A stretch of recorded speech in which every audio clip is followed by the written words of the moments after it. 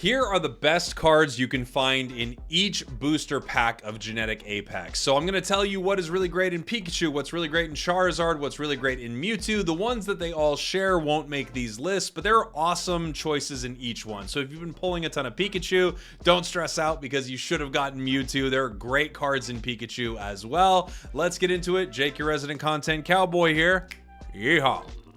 Let's start with the Pikachu pack. In no particular order, we're going to start with Pikachu EX. Pikachu EX is one of the best cards, one of the best decks in the game. Crazy good. A basic Pokemon, only costs 2 lightning energy, and you can do a ton of damage with it. There's a reason that Pikachu EX is at the top of everyone's tier list all the time. This thing gets going really quickly and does insane amounts of damage. Also, lightning decks in general have like great retreat costs, easy amount of energy to attach and start doing crazy damage. One of the best cards in the entire game. Our next card is a cool one. This is Amistar. Amistar is only in the Pikachu pack, and I really love this because of its ability that is attached to its attack. You obviously have to evolve it from not only Ammonite, but also from that fossil form. So this one takes a little while to get on, but if you can get it online, 3 energy, and you are able to damage your opponent for 70 damage while also making sure they cannot attack next turn.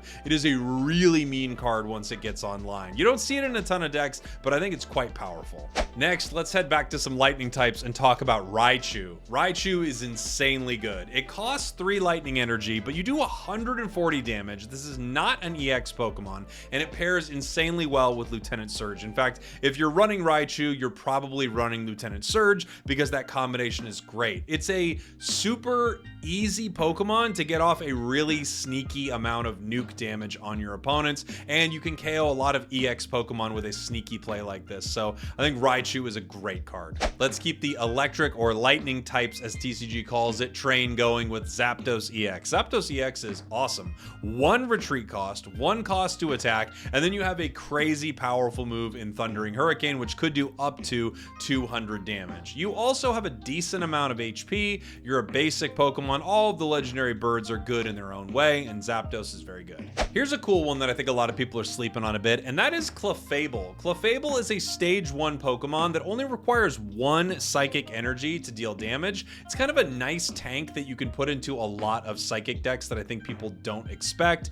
Decent HP, decent damage for only 1 energy. Another fun one is Dugtrio. I like Dugtrio for kind of the same reason, right? It's really cheap to get online. You can do good damage with it, and it's so annoying. The ability to flip heads and then make sure that you are not receiving any damage with Dig is just a super annoying Pokemon that can stall your opponents out.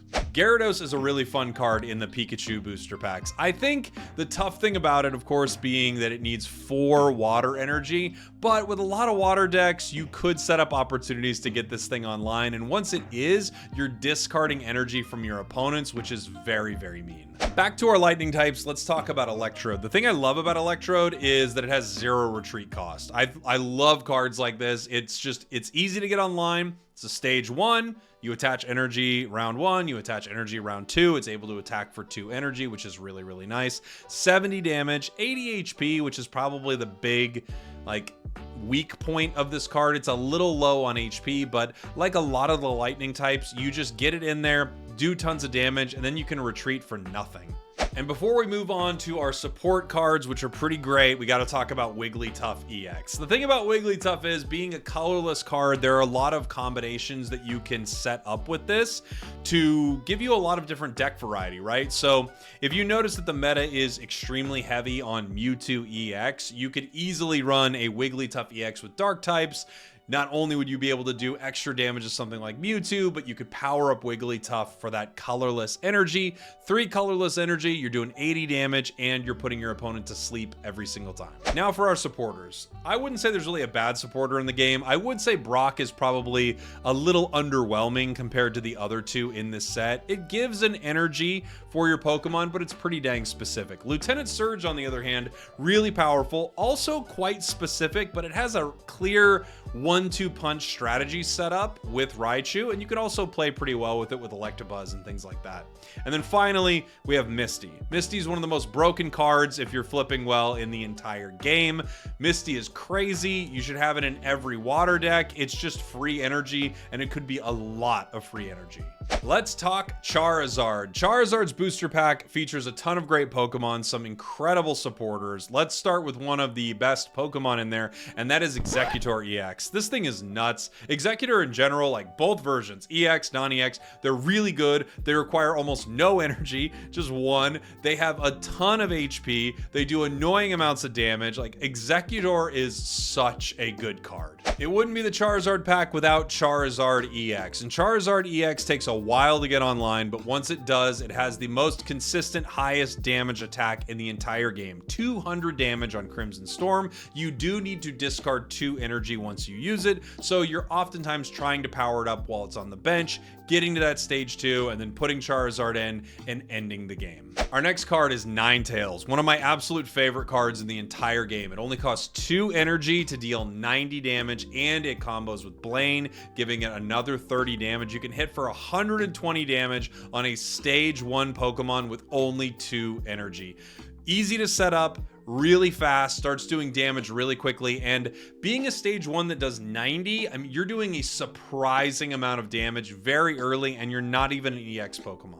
And we talked about this a little with Char. We might as well talk about one of the stars of this entire set here for Charizard, and that is Moltres EX. Moltres EX has the ability to power up all of your fire Pokemon, whether you're running a Moltres Centiskorch build, or you're powering up Char, or you're just using it in a fire deck and getting everyone online. For 1 energy, you're going to start flipping coins, and you're going to power up your entire bench. Kind of a necessary part of a Charizard deck. I mean, you can run other things, but this card is just crazy good.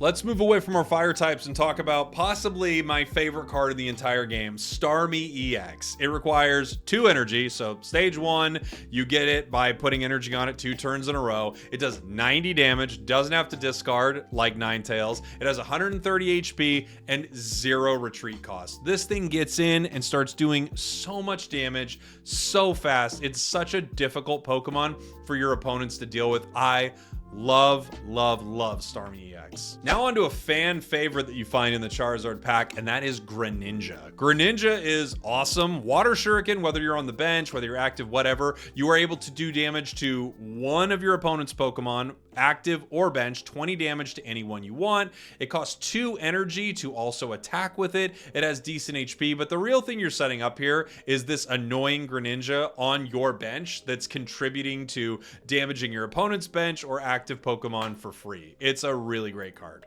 Here's a cool card that I think doesn't get enough play, Alakazam. Alakazam is actually really strong, and its ability Psychic works well when you are going up against opponents that like to stack a lot of energy on their Pokemon, which some of the EX Pokemon do for sure, right? Like if you're running into Charizard, Venusaur, Blastoise, things like that, Dragonite's a great example. All of these Pokemon get chunked so intensely by Alakazam because you're doing more damage based on the energy your opponent has attached to their Pokemon. You don't see a ton of Alakazam, but I do think it's really good. Here's another cool one you don't see a lot of, and that's Melmetal. Melmetal is in the Charizard pack only. In fact, in the Charizard pack, you can really build everything you need for a steel type deck.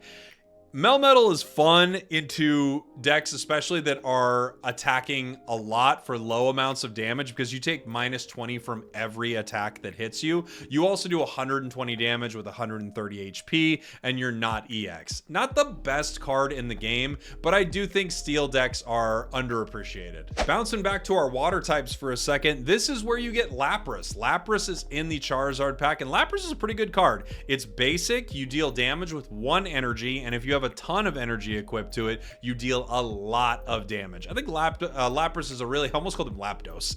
I think Lapdos is a really solid card. It's pretty dang powerful, and it's easy to set up. Another card that I think is pretty dang solid in certain decks is Meowth. Meowth is a basic Pokemon that you really have in your deck so that you can draw everything you need, right? You put it in that active spot early, and you make sure your first few turns you're just drawing through your deck and getting every card out that you need to get into your hand very fast. It's a little tough because sometimes you want to be doing more damage than this, but at the same time, if there are certain cards you absolutely need, Meowth is a great basic Pokemon to have early. And now onto our trainers. We have Blaine, which is awesome. I love like a really aggressive Blaine deck doing more damage with Ninetales and Magmar and Rapidash. Really good card, such a fun deck. Like the idea that you've got Ninetales in there, or even something like Rapidash, and you're adding 30 extra damage to it is really solid.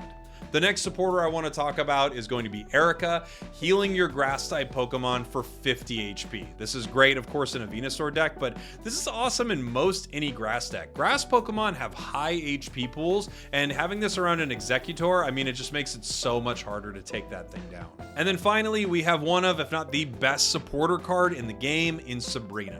Sabrina is insanely good, forcing your opponent to switch out their active Pokemon for a Pokemon on their bench. When played correctly, Sabrina wins games. It wins games all the time. It puts your opponents in the worst positions possible, and it saves you. Truly one of the best cards in the entire game.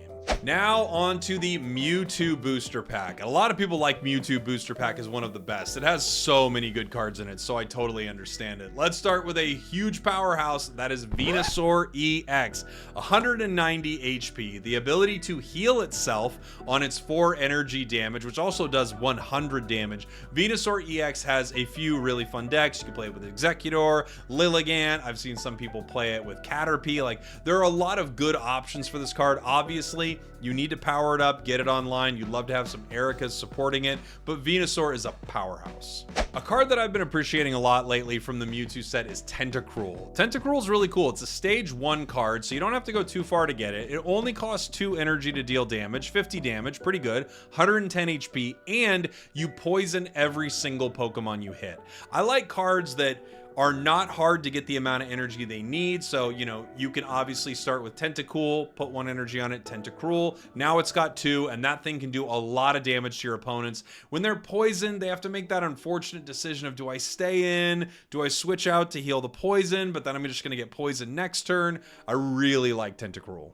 Sticking with our water types, we have Articuno EX. Articuno EX is maybe not as good as it is great because of cards like Misty, but it's got a ton of HP, 140 HP, only needs 2 energy to start dealing damage. If you get a Misty flip on it, you could actually end the game in a single turn. I think Articuno in some ways is a little underwhelming compared to some of the other EX birds, but at the same time, it wins games. It and something else wins games. Next, I want to talk about Gengar EX. Gengar EX is like, there are a few EX Pokemon in the game that are not like the premier EX Pokemon, I wouldn't say. Like, they're good, but they're not the ones you talk about as much, like Pikachu and Mewtwo and stuff like that. Gengar is really cool because when it's in the active spot, your opponent can't use any supporters, which is really, really fun. It also does pretty good damage, 100 damage. It does require 3 energy, and it is a stage 2. I wouldn't say it's a perfect card, but you can play some really fun games with it. We may as well talk about the star of the pack, and that is Mewtwo EX. Mewtwo EX is crazy, crazy good. There's a reason so many people are playing a Mewtwo EX deck.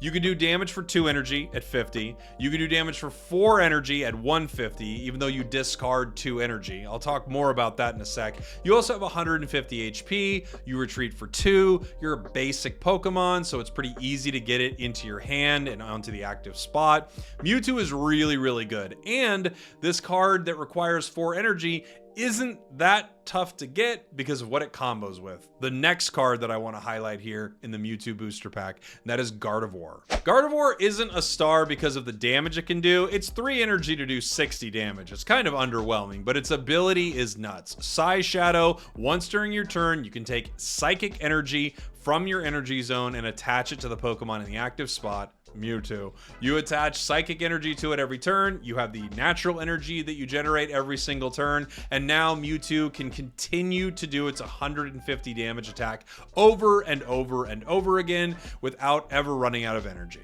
Another card I love in the Mewtwo booster pack is Marowak EX. I mean, you're gambling with this card, right? It takes 2 fighting energy. You do 80 damage for every heads you get. You can do 160 damage for 2 energy. You also could do 0 damage for 2 energy.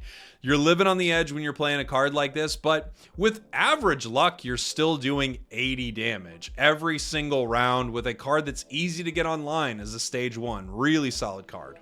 The Mewtwo pack also offers this strategy, which is amazing. This is Wheezing that I'm going to be talking about right now. Wheezing is one of the best stall walls in the entire game. You get Wheezing out there, you don't even need to put energy on it, and you poison your opponent every single round, right?